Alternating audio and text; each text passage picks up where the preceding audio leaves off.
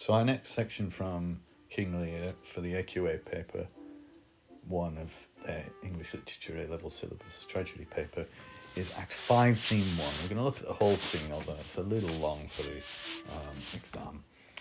And let's position that scene. Obviously, it's coming to the climax of the play. The war is ongoing. There's a battle, if you like, about to happen. But the battle in this scene has nothing to do with that, really. There's the tensions between the different characters are really about those personal relationships, particularly the love triangle of Goneril, Regan and Edmund. So that's interesting. And this has come directly after Act 4, Scene 7, which was the reconciliation scene of Cordelia and Lear. So what you're seeing here is a real contrast. Shakespeare very deliberately structuring the play to say there's an image of forgiveness and love, and here's an image of sort of hatred and bitterness and irreconcilable differences. So that's going to be interesting. What we'll see is them discussing the preparations for war, but mostly Goneril and Regan sort of just eyeing each other up and muttering asides about how they don't want the other one to gain Edmund. There's also some discussion about Albany, who doesn't arrive at the start of the scene, and there's a feeling that he may not participate in the battle on their side, and that's again preparing us for the end of the play, where Albany becomes the sort of vengeance character, the character that brings justice to these bad characters. But he has to side with them at this stage to defend Britain. We'll also see Edgar appears at the end of this sequence to suggest that he's got some information that will bring Goneril and Edmund to justice, but it's all a bit mysterious, and we'll see that played out in Act 5, Scene 3. So let's have a look at the scene then. So it begins with Edmund and Regan. They come in and they talk together for a little bit. Obviously, we might see that they might be quite intimate physically. That's something we might want to see on stage, because, of course, Regan has lost her husband, although only a couple of days ago at most, it seems. So she's very quick to shift her allegiances. But they're talking here, of the Duke, if his last purpose hold. They're talking about Albany and they're saying, do you think he's going to stick with us, or is he going to change? He's full of alteration and self-reproving, which is typical of the play. Lots of changes, lots of ups and downs, and Albany here represents a character who can't quite decide whose side he's on and which way to jump. Regan says he's certainly miscarried, which is an interesting word, meaning that he's gone to the wrong side, he's given up, or he's failed to join us.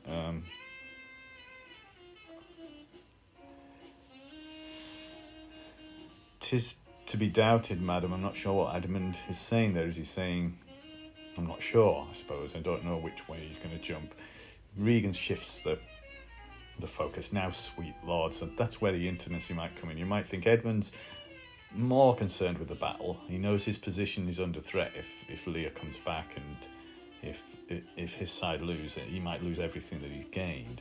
And he's not that bothered about Regan, would be my feeling. You know the goodness I intend upon me. Tell me but truly, but then speak the truth. Do you not love my sister? So her concern seems to be more this battle between her and Goneril for who gets Edmund. And so Edmund's under threat here a little bit, put on the spot. And so he plays the same role that he's played throughout the play, as this kind of putting on an act, funnily enough, amongst these really kind of cynical and evil characters. He now puts on an act of innocence again, and he says, do you love my sister in honoured love? In other words, a sort of respectful love. I love her as I ought to honour her, I ought to look up to her, I ought to do my duty by her. So he's trying to say, well, not in the sexual or romantic way, but without quite saying that. He doesn't say, I'm not having an affair with her. He just says, in honoured love. So it's ambiguous enough that he can be kind of telling the truth and lying at the same time. And Regan is a bit more blunt. You have never found my brother's way to the forfended place. In other words, had sex with her, found her, got close to her body and her private parts of her body. So she goes straight to the heart of the matter. Have you had sex with her? And Edmund, again, classic Edmund, he doesn't quite lie, but he says that thought abuses you. That's a terrible thing to think. But he's not saying, no, I haven't. He's just saying you shouldn't really be thinking about that. Because there's every reason for Edmund and Regan to be able to get together, because she's now a widow. But, of course, he would be committing adultery with Goneril. I am doubtful that you have been conjunct and bosomed with her, as far as we call hers. Conjunct and bosomed, So again, quite openly sexualized language. You've been close to her, you've been physically involved with her, you've slept with her. And again, Edmund's classic reply, no, by mine honour, madam, again works because he has no honour. So he can swear by that quite easily, can't he? He can say, oh, by my honour, I never did that. But he has no honour, that's the whole thing. Honour is a joke to him. Honour is just something he pretends to have occasionally in order to gain something. And now we can see, this is where the conflict between Regan and Goneril really comes to a head, and obviously it's going to lead to the poisoning in the final scene. I never shall endure her, dear my lord, be not familiar with her. I never shall endure her. There's a real sort of certainty and directness and force about Regan, as there is throughout the play, really. And he says, fear me not, which again is mildly ambiguous, but then conveniently for him, she and the Duke, her husband, so they kind of, they're coming quick, pretend everything's normal, but they aren't doing anything particularly wrong, I suppose, except you might argue she's been very quick to jump into the bed with Edmund, having only just lost her husband.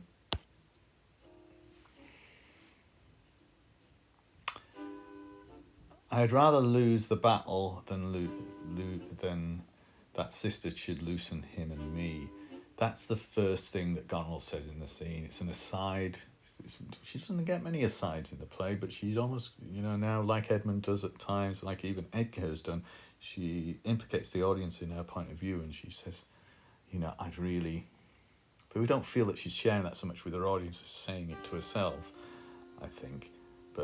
And again, that really highlights what's happening in this scene. It's not a preparation for battle, really. It's a preparation for conflict between two sisters.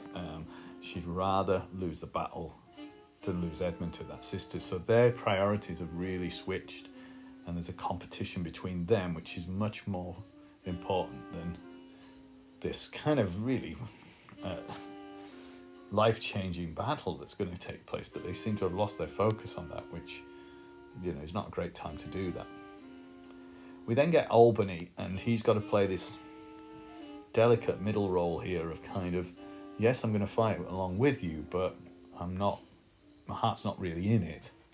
And he's very happy when he does get news of his wife's treachery, really, because he's always suspected that there's something going on, but he doesn't have the evidence for it. So well met. The king is come to his daughters, others whom the rigour of our state forced to cry out. There's that sort of harsh language again, which the play is full of, and the admission that really the way that they've run things, we haven't really seen any evidence of this, but the way that we've run the state has meant people are siding with them against us, because we're not very nice leaders, we're not very liked. Where I could not be honest, I never yet was valiant, for this business it touches us as France invades our land, not bolds the king with others whom I fear most just and heavy causes make oppose. So what he's saying is, I don't really want to fight the king, but I would fight France. I don't want France in our land.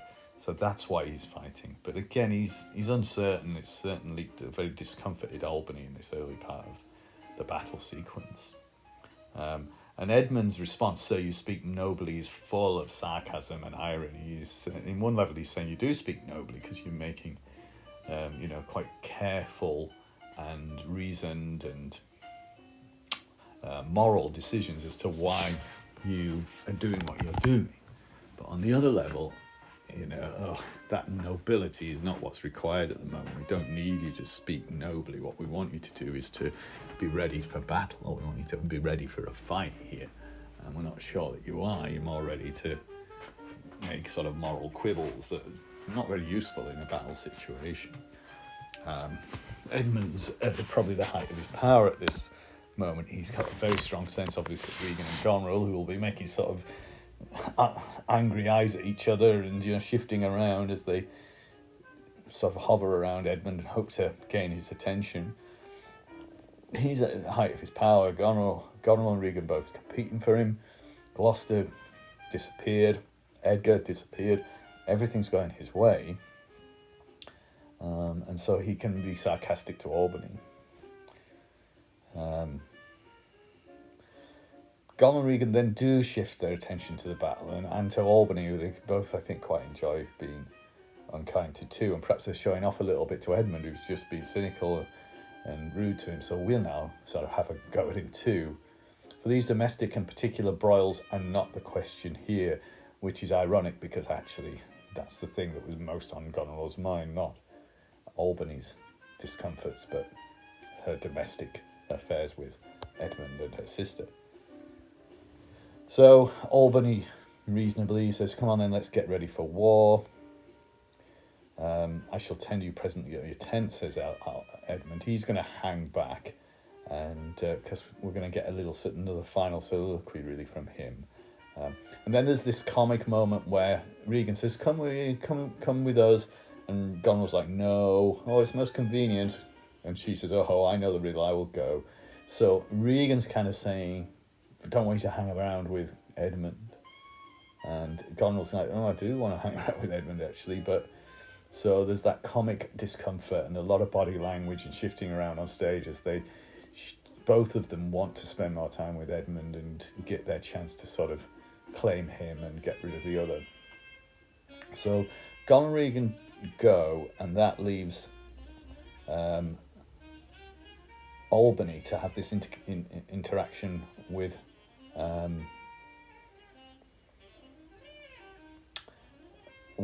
Edgar. So it seems like Edmund disappears off the scene for a moment. It says exit Albany and Edgar. So Edmund, perhaps with a few other soldiers as well, does sort of go off to deal with something. It leaves Edgar, disguised again, of course, to have this moment with Albany, the two good characters, the only two remaining characters at the end of the play, in fact, to say, well, I'm just going to, I've got some news, I've got something to tell you, and I'll come back and do it later. So he does it in this rather dramatic fashion. He's not going to tell him now.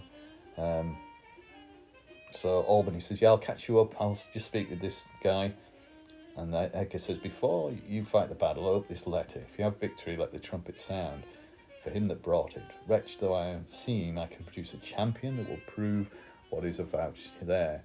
If you miscarry your business, the world hath so an end, and machination ceases, fortune love you. So in other words, I've got this letter, and it's actually the letter from Goneril to Edmund about how let's get rid of Albany and then we can be together. And he says, don't open it in front of me, but open it when I've gone, and then before the battle, and then after the battle, sound a trumpet, and I'll come. So this strange sort of sense of the avenging angel, the sense of him as the voice of justice, and the rather dramatic, rather showy way of doing it too, and we'll see that in Act 5, Scene 3. And he disappears. He doesn't want to discuss it. I don't know why. It creates more drama, perhaps. But Edgar has this sense of this dramatic emerging force of justice. We have some doubts about that. He's quite certain of what he needs to do. He seems to be absolutely determined, and I know exactly what has to happen here and how to do it. But we might say that he's a little bit too certain, and some of his statements he makes later in the play about justice we don't agree with. So Edmund comes back in to remind Albany, come on, the enemy's ready, let's go. And Albany says, we will greet the time, meaning I'll have to do what's appropriate now, but I'm not really comfortable with it. I'll have to deal with this now. Defeating the French troops is the first thing. But that does allow Edmund to have one final soliloquy before the end of the play. He began the play. He was there right at the start, and his first real moment in the play was a long soliloquy. Now God stand up for bastards. Now here he gets this final moment where he can just share a little bit with us. It's his last moment of triumph. Although they win the battle, things go downhill fairly quickly for him in Act 5, Scene 3. But both these sisters have I sworn love. Well, we kind of guessed that, but he's sort of relishing it, isn't he? Haha, I've told both of them that I'll be with them. I'm two-timing them. Which shall I take? Both? One? Neither? Again, now he's kind of, his moral judgments are really kind of, oh, what can I afford to do here? How can I get away with this? And then he sort of weighs it up and thinks, I can't really enjoy either of them while the other one's alive, because there'll always kind of this nagging sense the other one's going to discover us and be angry.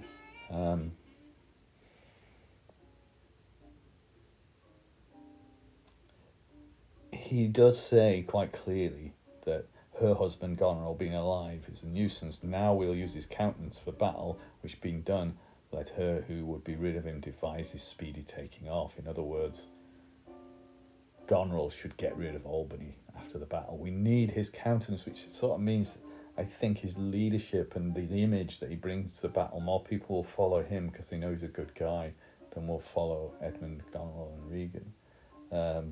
But yes, very cynically, get rid of him, kill him.